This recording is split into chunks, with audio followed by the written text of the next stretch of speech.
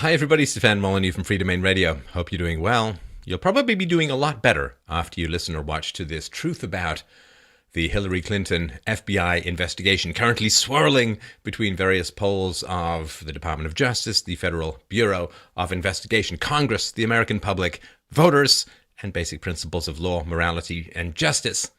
As you've probably heard, FBI Director James Comey today released the following letter. I write to supplement my October 28, 2016 letter that notified you the FBI would be taking additional investigative steps with respect to former Secretary of State Clinton's use of a personal email server.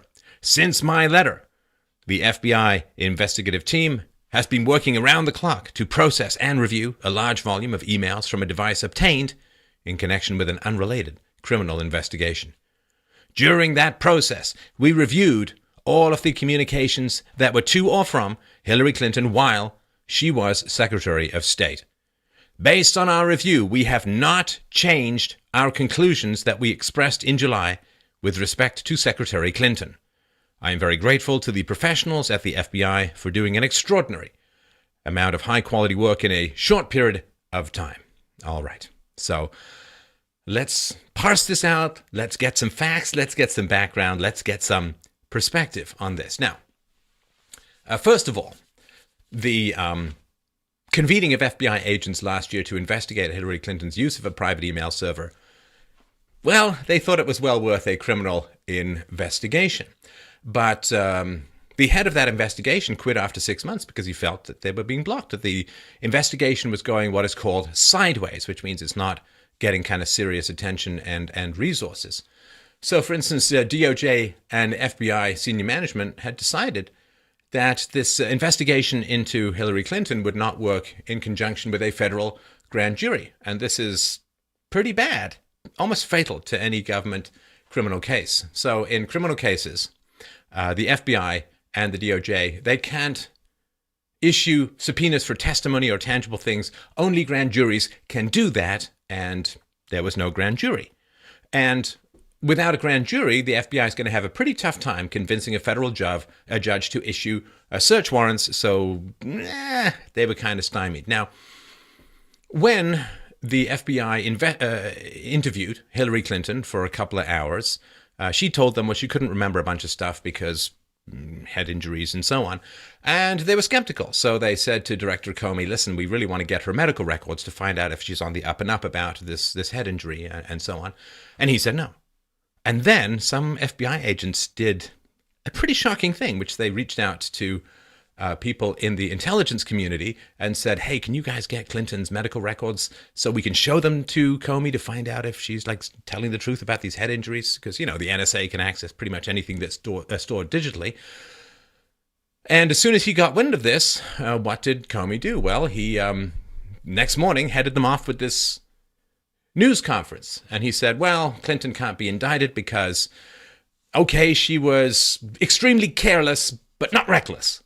Extremely careless, but not reckless. And I guess they're relying on people not having a strong enough vocabulary to know that extreme carelessness and gross negligence are kind of the same thing, at least in my opinion. And this is the case was considered by many in the FBI to be fairly overwhelming. I mean, the FBI did acknowledge that Hillary Clinton sent and received more than 100 emails that contained state secrets.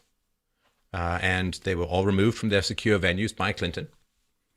She knew what she was doing. She told subordinates to sort of whitewash out markings of secrecy and told people to strip the headings and send a fax unsecured. So it seems like it was kind of an open and shut case, but of course that's not how it went down. Because there's this thing that's been invented called intent. It's not just invented, but it's not enough. Now, the real dirt here, in my opinion, would have been in Huma Abedin's emails, right? So if you're in charge and you want to do something wrong, you're going to instruct a subordinate to get it done. You won't be sending them emails. I mean, Hillary Clinton was trained as a lawyer. She knows that you don't write down bad things you're going to do. And so the important thing to recognize here, and this is something that Charles C. Johnson from Got News has pointed out, that This is not complete, right? This is a review of emails sent to or from Hillary Clinton while she was Secretary of State, not her subordinates, not after she was Secretary of State, and so on. So that's kind of important. And it's a very so the letter that reopened the investigation was because of this new cache of 650,000 emails. This letter today clears her with regards to a very limited portion of these new emails. Now, some people, of course, have been saying, wait a minute, it took them, 18 months to review a couple of tens of thousands of emails. How on earth could they do 650,000 emails, in a week or so, a week and a half? Well, you could actually theoretically do that. I've done some programming of Microsoft Office programs, and you could write a program that would say, here are all of the emails from one Outlook file, go to another Outlook file and say, here are all the ones that are duplicates, and you'd only review the ones that weren't duplicates to and from Hillary Clinton. So it might just have been a small subset that they reviewed, and I think that's fairly clear.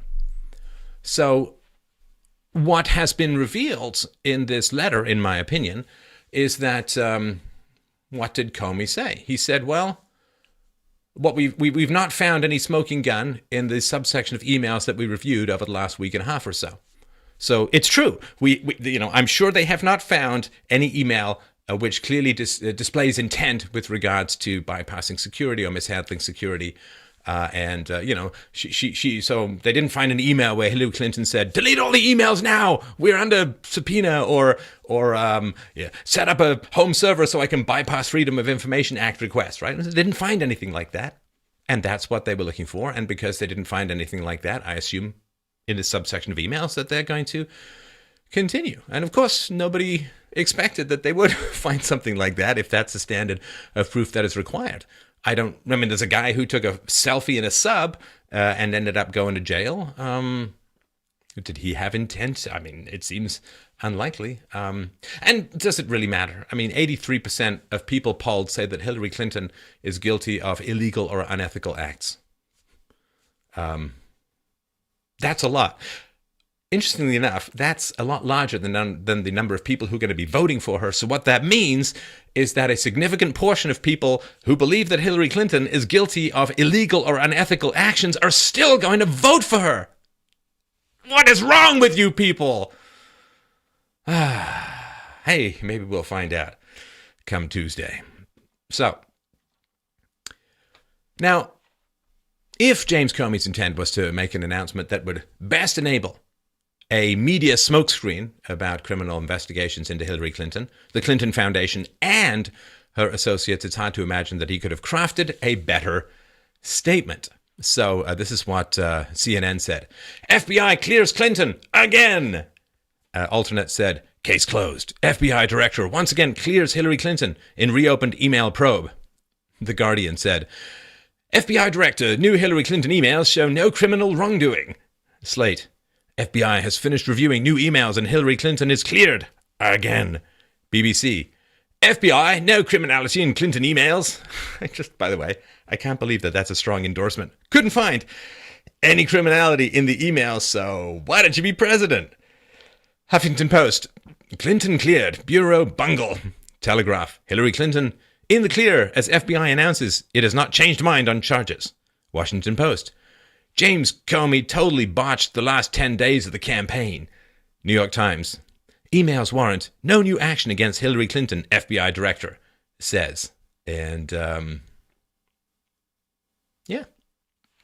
Now, there is, of course, a strong speculation that Comey made the original announcement because there was a revolt within the FBI. The agents thought that they had a good case, and he was saying that they didn't.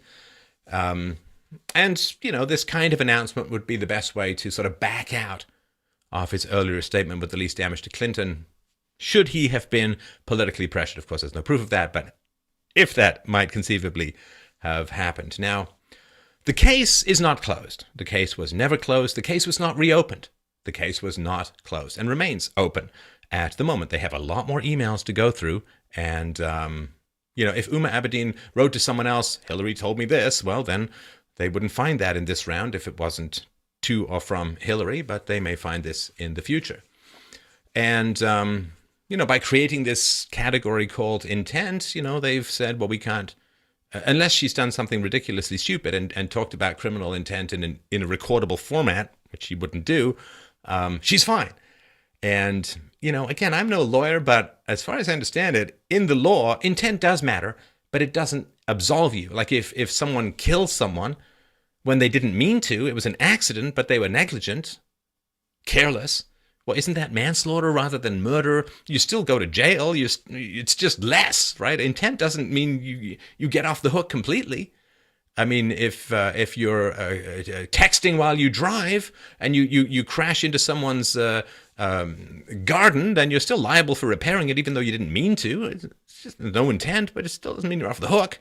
Anyway, maybe the law is just beyond me, but that's what it would seem to me from a sort of rational standpoint. So, yeah, that's the reality. There are no smoking gun intent indicators in the email sent to her and from her while she was Secretary of State. It's kind of a limited bag of things that is going on. But of course, all the people on the left and the Hillary supporters are like, vindication, she's free, she's fine, nothing happened and all that.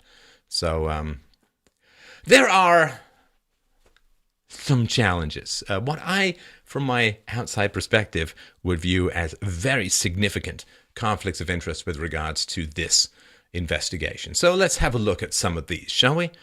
FBI Deputy Director Andrew McCabe was heading up the Hillary Clinton private server email investigation. Now, interestingly enough, McCabe's wife decided to run for office and as a brand new political candidate. Now, brand new political candidates don't normally get a whole lot of money, kind of outside chances.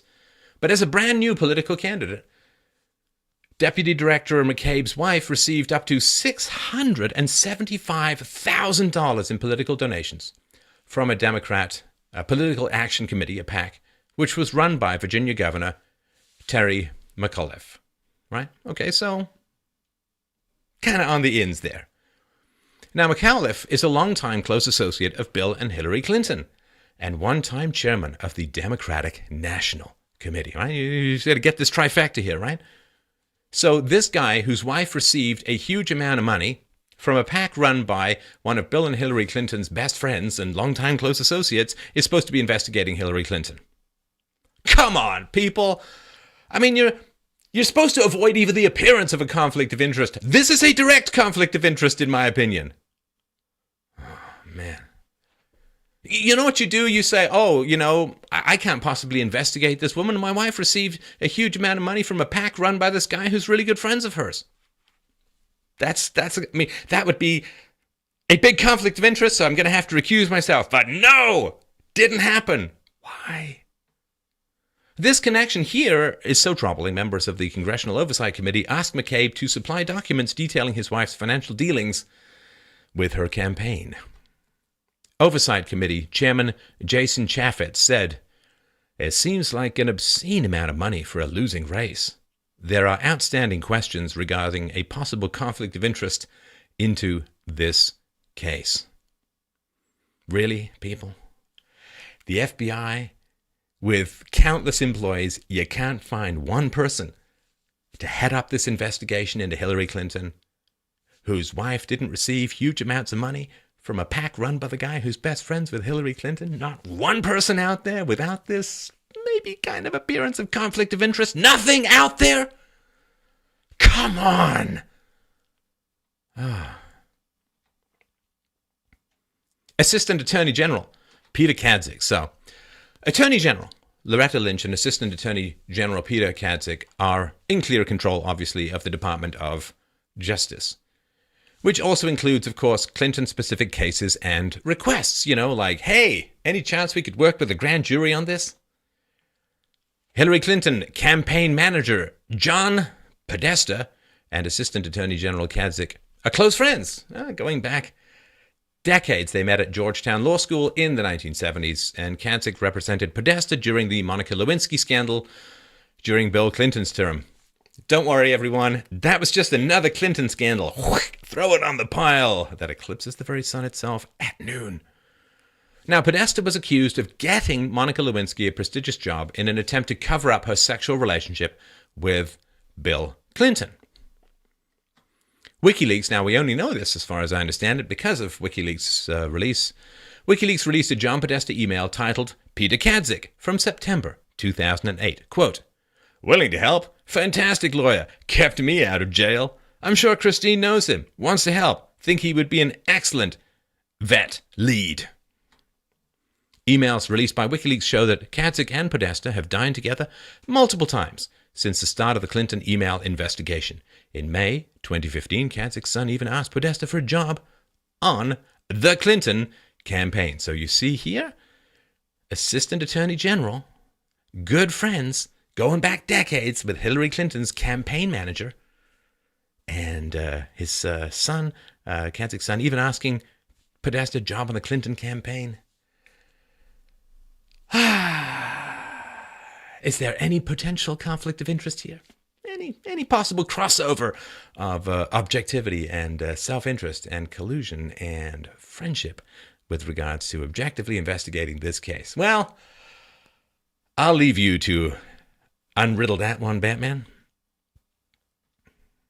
Kadzik was also hired by billionaire fugitive Mark Rich in an attempt to win a pardon from then-President Bill Clinton. A report by the House Oversight Committee found that Kadzik was specifically hired because of his close connections with John Podesta, who was then Bill Clinton's chief of staff. According to Forbes, quote, in 1983, Rich was indicted on 65 criminal charges, including tax fraud and racketeering. He was accused of having evaded at least $50 million in federal taxes. The potential punishment was steep. If Rich had been convicted, he could have been given consecutive life sentences in prison. Even though his name had appeared on the FBI's most wanted list alongside Osama bin Laden, Rich was pardoned in 2001 by then-President Clinton. After the pardon, it was alleged that the president had given into political and donor pressures which were influenced by donations made by Denise Rich, Mark's ex-wife, to the Democratic Party and other entities. According to USA Today, Rich's ex-wife, Denise Rich, was a wealthy Democratic donor who made a $450,000 donation to Clinton's Presidential Library Foundation and more than $100,000 to Hillary Clinton's Senate campaign. See how this kind of works? What's the price? Well, maybe she just really liked libraries. You know, really into libraries. Likes the peace and quiet, the green lampshades, the bulky attendance. I mean, maybe she's just really into libraries. Or maybe it was just a complete coincidence that all this money flows from Mark Rich's ex-wife into Clinton's presidential library, Hillary Clinton's Senate campaign, and then, by golly, guy gets a presidential pardon. Fascinating. Just amazing how all of this stuff seems to tie together in ways that are blindingly obvious. Now, right before FBI Director James Comey made his original announcement regarding the Hillary Clinton email investigation, Attorney General Loretta Lynch met with Bill Clinton on an airplane in Arizona for 39 minutes. Hey, you know how, it often happens. I think we've all been there, right? You know, you're walking around an airport tarmac and you see a friend of yours on a private plane. You're like, hey, how's it going? Face-to-face would be great. I know we could call, we could Skype, but, face-to-face would be fantastic. I think Trump said, he's been flying privately for decades. He's never had someone just drop by. But this is what happened. Now, Lynch and Clinton claimed that they only spoke about golf, grandchildren, and their travels while on the private plane. Now, the Clinton-Lynch connections go way back. In 1999, Bill Clinton appointed Loretta Lynch to serve as the U.S. Attorney for the Eastern District of New York. And Loretta Lynch was also a litigation partner for about 8 years at a Washington law firm, which worked with Bill and Hillary Clinton. So can a brother get at least 4 degrees of separation? 3, 2, 1? No, we're just going to go with 1 degree of separation for this objective and impartial view into the inner workings of Washington justice. It is widely speculated, of course we'll put the links to all this below, it's widely speculated that during the conversation, Clinton told Lynch that she would be kept on as Attorney General during a hypothetical Hillary Clinton administration in exchange for political protection from the FBI. So, Here's what I think you need to know.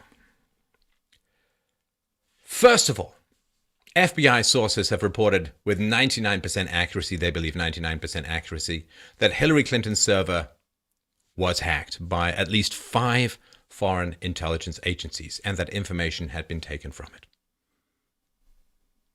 This is egregious. This is horrendous. This is precisely what these laws are designed to prevent, this kind of behavior. But here's the important thing. Even if you think Hillary Clinton was completely innocent, even if you're one of the 17% of people who don't think she did illegal or unethical things, okay, fine. She's a wonderful person. She's great.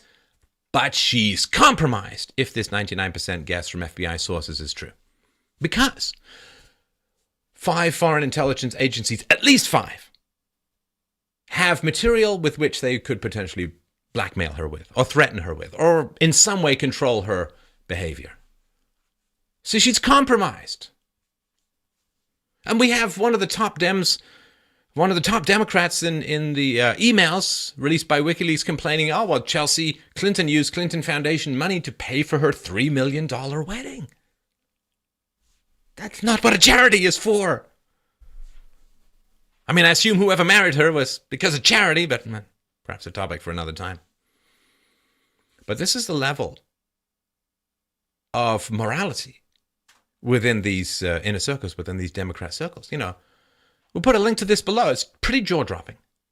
President Obama just told illegal aliens, criminals, there are not going to be any negative consequences for you if you vote. I mean, this is encouraging people who are already criminals to break the law and illegally influence the U.S. election. Oh, hey, Hillary, I think we may have found illegal tampering of the elections. You think it's Russia? A little closer than that. I mean, just imagine if Trump did that. Imagine if Trump was being interviewed and said, well, what about white felons who want to vote? And he says, yeah, pretty much you can go ahead and vote illegally. Don't worry. Once I get into power, you won't be prosecuted. There won't be any negative consequences for you voting illegally, so go for it. I mean, people would go completely mental. But President Obama basically tells illegals, yeah, there won't be any negative consequences if you go and vote. Secret, don't worry about it. This is what Trump is talking about, that the system is rigged. And this is why the drain the swamp mentality is there. Like, drain the swamp, let's find out what's at the bottom. Spirit cooking. Oh. Let's just drain the swamp, because they don't have anything on Trump. At least they don't have anything left on Trump. I mean, the stuff that's been invented, the stuff that's been pulled, and some of the stuff that they have, they've just thrown everything at Trump. They've got nothing left on him. And so the system is rigged because everyone has something on each other and they're all in this muck together, but Trump is not. Ride in, white horse, clean up the corruption in the town. I mean, there's nobody else who can do it. Nobody else is coming in from the outside without all of the puppet strings of historical compromises with which to move him around the way that people want. And this is the important takeaway. This is saying that they haven't found a smoking gun of intent in a subsection of the emails sent to and from Hillary while she was Secretary of State. Not her subordinates, not other stuff, not anything out there. All they've reviewed is the emails. Maybe there are pictures, maybe there are documents, maybe there are PDFs. I don't know. We don't know. We don't know what's on this hard drive. Residue, I think, from Anthony Weiner, but let's hold our nose and step over that particular body on the road. So, a small subset of emails, they say they haven't found any smoking gun. Hey, but there are still 4 other investigations going on, right, into what's going on. See, there were 5 separate FBI investigations. I guess one has been put on hold for now. They haven't found anything, as they report. And there's other crazy stuff that's coming out. Do you know there are reports that Hillary Clinton asked her maid to print out her emails? Print out her emails. I'm pretty sure her maid does not have very high security clearance. This means that the woman who wants to become president of the United States knows less about how to hit Control P than her maid, and thinks it's a great idea to have the maid print out this stuff. Sure, why not? She seems trustworthy to me. Okay. Comey's letter today says they reviewed a small portion of the 650,000 emails while Hillary Clinton was Secretary of State to and from Hillary Clinton, small subsection, and did not find a smoking gun of intent. Nobody expected them to. It's not a big shock. But there are all these other emails from subordinates, emails after she was Secretary of State. Does she hold on to any classified documents which she's supposed to surrender after she leaves the post? That could be interesting. I don't know. Maybe they'll come up with some magic shield call intent for those things too. I don't know. But there's a lot of stuff to go through. And he's only talking about emails.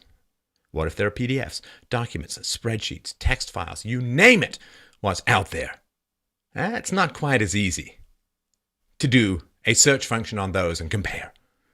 So there's a lot of stuff still to go through. This does not mean she's magically transformed into an angel of integrity. Does not mean that at all. Recognize that. No, of course the Hillary people are like, she's exonerated, she's free, nothing happened. Little tiny portion where they didn't find the smoking gun that nobody expected them to find anyway. It's okay. It's okay. The wheels of justice, I know, turn slowly, and at certain points it seems like they're going in reverse, but you have an option. You have an option coming up, oh, so very soon. Because this is just one out of the five. 5 investigations involving Clinton's inner circles or their closest relatives, right? We got Anthony Weiner, Uma Abedin's estranged husband, and his sexting, reportedly, of rape fantasies to a 15-year-old he knew was underage at the time. Of course, there's this handling of classified material by Clinton and her staff on this private email server, and that's diminished for the moment. Questions about whether the Clinton Foundation was used as a front for influence peddling. Let me go out on a limb here. Let's go way out on a limb here. The Clinton Foundation is doing stuff completely illegal. Completely and totally illegal. This is according to the expert Charles Ortel. I've had 3 times on the show. We'll link to those show below. Listen to what the man has to say. Completely illegal. Intent doesn't matter with that stuff, as far as I understand it. Whether the Virginia governor broke laws about foreign donations, whether Hillary's campaign chairman's brother did the same. I don't know. What also came out recently was that Clinton's received $1 million from Qatar. They failed to disclose it. Seemed kind of important. It seems like something you promised to tell everyone about, but didn't. So, it seems at the moment Hillary Clinton is too big for the legal system to handle. Too big to jail. So, what are you going to do? Well, she can only be defeated at the ballot box. Right? She can only be defeated by putting someone into power who has no conflict of interest. They've got no skeletons on, no dirty stuff that he can be nailed for, and then let the investigation proceed from there. It's the only thing that can be done, in my opinion. And let me just say one last thing to get this off my chest. It's really bothering me. So, 83% of you think that Hillary Clinton did something illegal or unethical. She doesn't just have 17% support. There's a lot of you out there who really think she did something illegal or unethical, and you're voting for her anyway. Maybe you've just avoided this information. Maybe you're wishing it away. I don't know.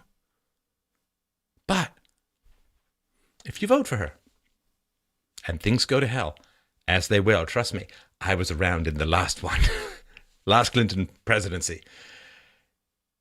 She's probably not going to make it through her term anyway. I mean, she'll just get impeached and all this sort of stuff, right? But if you do vote for her and she gets in and she stays in, things are going to go to hell. They will. They'll go to hell. And I will have no sympathy for you whatsoever. Now, you may not get up in the morning giving a damn about my sympathies for you or not, but I'm telling you, I got a pretty big megaphone here now. We just passed 500,000 subscribers. Thank you, everyone, so much for your kind support of the show. You can do that at freedomainradio.com/donate. Really, really appreciate it. But, getting a pretty big platform out here right now. And I'm not going to have any sympathy for the people who vote this way, for the consequences that are going to come down on you for elevating this kind of person to that kind of power. Next stop, Venezuela. Next stop, collapse. And that stop, you will be crying out for sympathy. You will be crying out for help. And I and everyone I can convince this way will have no sympathy for you, because you will have done it to yourself with full knowledge of everything that had happened and everything that was likely to happen and all the warnings known to mankind. You will have done it to yourself. And there is no power in the universe that can morally stop and step in and prevent these consequences from accumulating to you if you act in this way. So think and take care and be wise.